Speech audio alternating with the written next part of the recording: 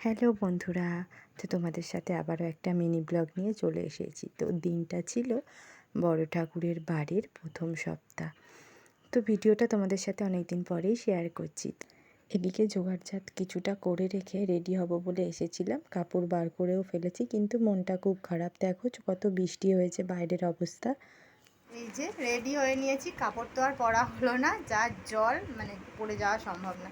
তো যাই হোক, চলো। তো তারপরে এই যে চলে এসেছি ফাইনালি, এই যে সিন্নিটা ঠিকঠাক করে একদম রেডি করে নিতে। এখন তো তোমাদের সাথে কিছুক্ষণ আগে বিকালটা শেয়ার করেছি, প্রায় এখন সন্ধেও হয়ে গিয়েছিল। তো তারপরে একদম তৈরি হয়ে রেডি করে নিয়ে বেরিয়েও পড়বো এবারে। তো যেহেতু আমরা দুজনেই উপোস করেছিলাম, তাই দুজনে মিলেই মন্দিরে পুজো দিতে যাচ্ছি। আর দেখো কত জল, এই জল পেরিয়ে পুজো দিতে যেতে হচ্ছে। তো তারপর এই যে মন্দিরে এসে গেছি, আর পুজোটাও ভালোভাবে দেয়া হয়ে গেছে। খুব ভিড় ছিল, তো বাবা সবার মঙ্গল করুন।